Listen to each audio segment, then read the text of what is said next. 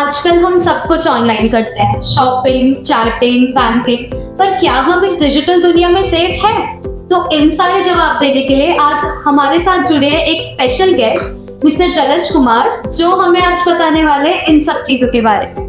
वो आते हैं आईटी डिपार्टमेंट से और वो हमें बताएंगे साइबर सिक्योरिटी के बारे में, साइबर थ्रेट्स के बारे में, आजकल इस दुनिया में जितने स्कैम्स चल रहे हैं, फ्रॉड्स हो रहे हैं, उन सब चीजों के बारे में।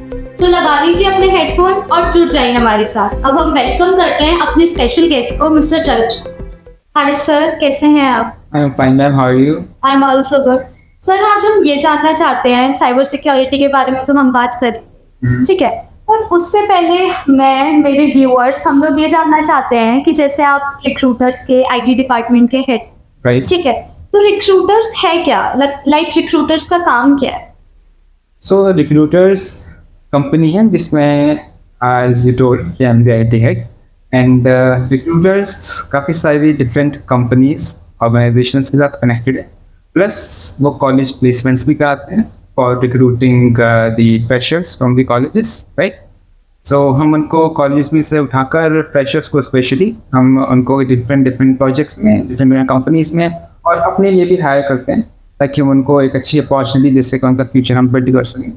एंड सेकंड थिंग, हम डिफरेंट डोमेन्स में काम करते हैं. For example software development, artificial intelligence and last cyber security. तो सर, जैसे कुछ लोगों को इंटर्नशिप चाहिए होती है, कुछ लोगों को जॉब्स चाहिए होती है, तो उन सब का क्या प्रोसीजर है? मतलब आप कैसे हायर करते हो? सो हमारा मेन रहता है कि हम कॉलेज प्लेसमेंट्स के थ्रू भी करते हैं. राइट, जो कॉलेज प्लेसमेंट्स होते हैं, फॉर एग्जांपल हमने रिसेंटली यूपीएस देहरादून से भी किया है, काफ़ी कॉलेज में शिवालिक से है और डिफरेंट कॉलेज में नोएडा में, गुड़गांव में.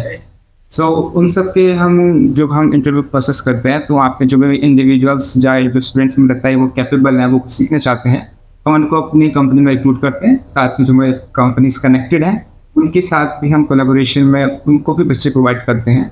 And most of the time तो ऐसा होता है कि बच्चों को आता है बट दे डोंट नो कि किधर जाना है, तो उनको गाइडेंस नहीं मिल पाती है. तो उसके लिए हम उनको अपनी कंपनी में इंटर्नशिप पैदा रखते हैं ताकि वो जो हमारे प्रोजेक्ट चल रहे हैं उन पर वो काम करें, वो सीखें, अपनी टीम के साथ बिल्डअप करें. तो सर, जैसे आप साइबर सिक्योरिटी, तो लाइक आगे आप साइबर सिक्योरिटी में क्या हेल्प कर सकते हैं? बच्चों इस चीज़ में कैसे प्रोसेस कर सकते हैं? क्योंकि जो हमारे व्यूअर्स हैं, हम लोगों को साइबर सिक्योरिटी के बारे में ज़्यादा पता ही नहीं है. तो साइबर सिक्योरिटी होता क्या है? सो cyber security in simple terms है कि अपना जो भी आपका डिजिटल डेटा है, जो भी है, आजकल पूरी वर्ल्ड इंटरकनेक्टेड है. राइट, हमारा डेटा ऐसा नहीं कि ऑफलाइन ही रहता है, ऑनलाइन भी रहता है. मोस्ट ऑफ टाइम्स हम इंस्टाग्राम पे, फेसबुक पे, डिफरेंट प्लेसेस, वेबसाइट पर अकाउंट्स क्रिएट करते हैं. सो हमारा डिजिटल डेटा सिक्योर रहे, यही साइबर सिक्योरिटी है. जैसे आप अपने घर को फिजिकली लॉक करके जाते हो, सिमिलरली वैसे ही हमारा साइबर वर्ल्ड में हमारा डाटा सेफ रहे, उसके लिए इंडिविजुअल को, कंपनी को नेसेसरी स्टेप्स पता होने चाहिए. वही साइबर सिक्योरिटी के अंदर में. तो सर, जैसे हमारा सोशल मीडिया है, सोशल मीडिया पे हमारे टर्म्स एंड कंडीशंस रहते हैं, हर एक चीज़ रहती है, पर उसके बाद भी क्या आपको ऐसा लगता है कि हम लोग पूरे सेफ हैं उन सब चीज़ों के बाद? नहीं, बिल्कुल भी सेफ नहीं है. बिकॉज जैसा आपने भी सुना होगा, स्कैम्स, फ्रॉड्स और हैकर्स बढ़ते जा रहे हैं. तो साइबर सिक्योरिटी का मेन मोटिव ये है कि जो भी हैकर्स हैं उनसे हम डिफेंड कर सकें अपने आप को. Security means of course defending, right. So एक इंडिविजुअल जिसने अपना अकाउंट कहीं भी बनाया है वो सेफ नहीं है अनटिल एंड अनलेस उसको बेसिक नॉलेज ना हो साइबर सिक्योरिटी के बारे में.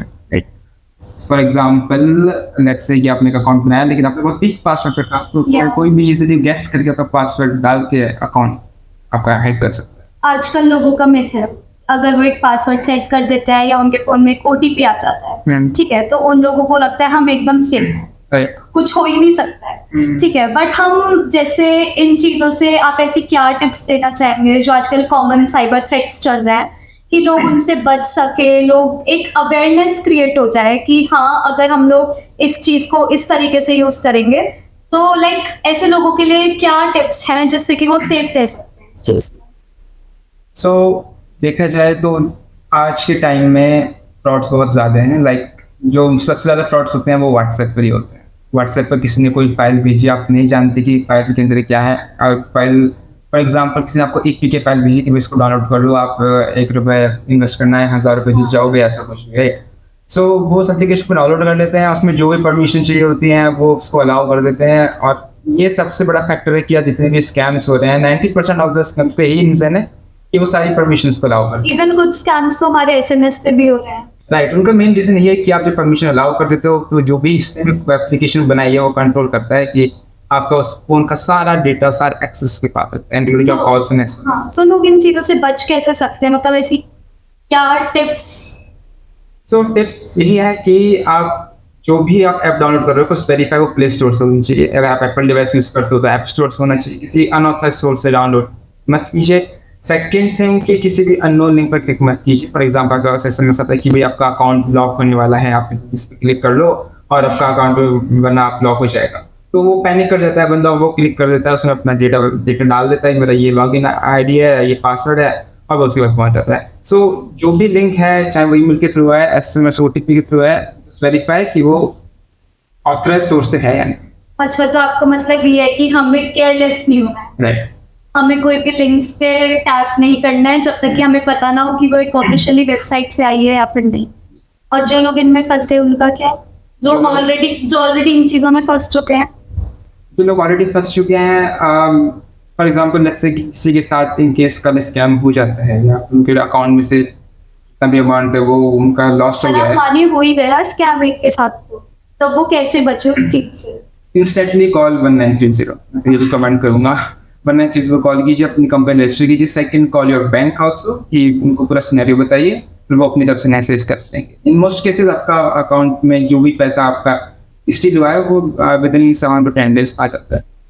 इन केस का अभी तो देखो रिसेंटली कंप्लेंट्स बहुत ज़्यादा बढ़ रही हैं तो टाइम लग रहा है, बट एश्योरेंस है कि आपका पैसा ज़्यादा आ जाता है। साइबर सिक्योरिटी में 5 मिनट्स का गोल्डन रूल माना जाता है कि अगर आपका अकाउंट फॉर एग्जाम्पल हैक हो गया है या फिर आपका पैसा किसी ने चुरा लिया है तो 5 मिनट्स गोल्डन टाइम होता है, उसके अंदर आपने कॉल कर दिया, रजिस्टर कर दिया कंप्लेन, देन चांसेस मच।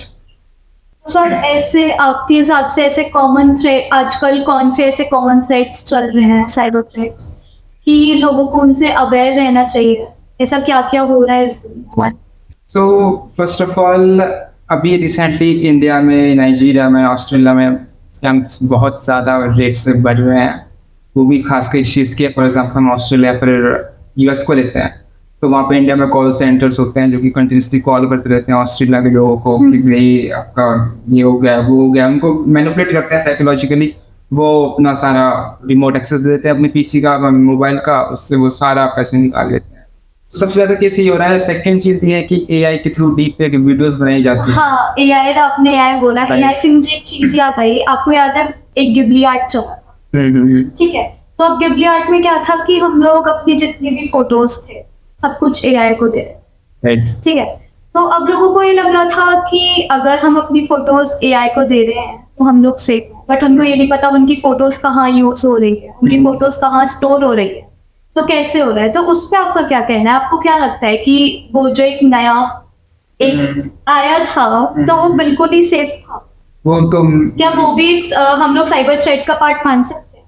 बिल्कुल, मैं तो उसको यूज ही नहीं किया उस विषय को, बिकॉज मैं अपनी फोटो किसी भी थर्ड पार्टी वेबसाइट पर, जो कि मुझे नहीं पता वो मेरी फोटो कहाँ स्टोर कर रहे हैं, क्या कर रहे हैं, क्योंकि उनकी प्राइवेसी पॉलिसी सही से चीज़ मेंशन नहीं है। रिसेंटली न्यूज़ भी आया था कि ओपन AI का जो भी इमेज वगैरह हम डालते हैं वो एक्सटर्नल थर्ड पार्टी को वो बेचते हैं, अगर किसी के सामने आया। सो मैं यही बोलूँगा कि सेफ तो नहीं है, फर्स्ट वेरीफाई, ट्रांसपेरेंसी है अगर तो ही आप यूज़ करो, वरना अदरवाइज। बल्कि आज AI ऐसी काफी चीजें बना रहा है, धीरे धीरे AI बहुत आई मीन उसमें इतनी सारी चीजें आती जा रही हैं, कभी कुछ कभी कुछ। अभी एक गिबली आर्ट आया, अब पता नहीं वो आगे क्या और इन्वेंट करते हैं। तो सर ये दुनियादारी की बातें तो हो गई। अब आप मुझे ये बताओ, जैसे हमारे स्टूडेंट्स हैं, ठीक है, हमारे व्यूअर्स ही हैं, अगर वो साइबर सिक्योरिटी में आना चाहते हैं तो वो कैसे रिक्रूटर्स में एनरोल कर सकते हैं, या फिर उनका इनक्लूजन कैसे हो सकता है कि वो उनको भी काफी कुछ सीखने को मिले साइबर सिक्योरिटी के बारे में? अब जैसे फ्रेशर्स हैं तो फ्रेशर्स भी इसका पार्ट कैसे बन सकते हैं? तो जैसे मेंशन कि रिक्रूटर्स का यही काम है कि जो बच्चा चाहता है लर्न करना बट वो उसको गाइडेंस नहीं है, वी हेल्प देम। सो हमारे रिक्रूटर्स वेबसाइट पे हो जाए फर्स्ट, एंड देन वहाँ पे एक सेक्शन है intellectual applications, they can fill it out, वहाँ पे अपनी इन्फॉर्मेशन पूरी फिल करें हमें उनकी सारी एप्लीकेशन पूरी इन्फॉर्मेशन रिसीव होगी and then they will get back to them. Second thing is कि हमने यही सोचकर रिसेंटली अपने साइबर सिक्योरिटी सिटी ऐप भी लॉन्च किया है। वो बिगनर फ्रेंडली है। इसमें हमने हमारा मेन मोटिव यही है कि उसमें हम जो बच्चे सीखना चाहते हैं, जो ऑलरेडी वर्क कर रहे हैं साइबर सिक्योरिटी में, उन सबको एक जगह गैदर करें ऑनलाइन और उन सब में एक हम टॉप इंडिविजुअल्स को निकालें और जो बच्चे वर्दी हैं उनको हम डिफरेंट जगह पर प्लेस करें, अपने साथ हम काम कर रहे हैं उनसे। तो ये जो कंपटीशन आपने निकाला है साइबर सिक्योरिटी का, इसमें कौन कौन एनरोल कर सकता है और ये वर्ल्ड वाइड है या फिर एक स्पेसिफिक प्लेस के लिए, किस टाइप से इसका प्रोसीजर क्या है? तो ये हमारा CTF है। CTF means capture the flag. देखिए, ये एक गेमिफाइड वर्जन होता है सीखने के लिए और ये ग्लोबल है। इसमें कोई पार्टिसिपेट कर सकता है और ऐसा नहीं है कि आपको कहीं ऑफलाइन कहीं विजिट करना है। ये टोटली ऑनलाइन है 100%। सो यू कैन लाइक कहीं से भी कहीं बैठकर आप दे सकते हो। जिन्होंने CTF दे रखा है उनको भी आइडिया है कि ये CTF होता है कि ना, कैसे होता है। इनकेस किसको आइडिया नहीं है देन ये है कि आप गेमिफाइड वर्जन में आप चैलेंजेस सॉल्व करते हो जो कि बिगनर्स के लिए होते हैं। धीरे धीरे डिफिकल्टी बढ़ती रहती है, बस वैसे ही आप चीज़ों को सीखते भी हो। एंड इसमें हम प्राइजेस भी रखे हैं। Main first prize is 1 lakh rupees. Okay, या अच्छी प्राइजेस, साथ में हमारे पास जो अच्छी परफॉर्मेंस है, फॉर एग्जाम्पल कोई हार्ड चैलेंज बहुत जल्दी सॉल्व कर लेता है, इसकी एक्सेप्शनल परफॉर्मेंस है, हम लोग को 12 LPA सिटीजन पे है। नाइस। सो आप लोगों को पता ही चल गया होगा साइबर सिक्योरिटी के बारे में, और स्पेशली जो रिक्रूटर्स आपके लिए लेकर आया है एक कंपटीशन, साइबर सिक्योरिटी कंपटीशन। तो इसमें एनरोल करना मत भूलना। इसमें से आपको सीखने को भी बहुत कुछ मिलेगा, इसमें आपको प्लेसमेंट की भी अपॉर्चुनिटी मिलेगी और हमारे सर से मिलने का भी मौका मिलेगा आपको। तो इसमें जल्दी से रजिस्टर करिए और काफ़ी अच्छी चीज़ों को ग्रैब करिए और प्राइस ग्रैब करना मत भूलना। मिलते हैं नेक्स्ट एपिसोड में।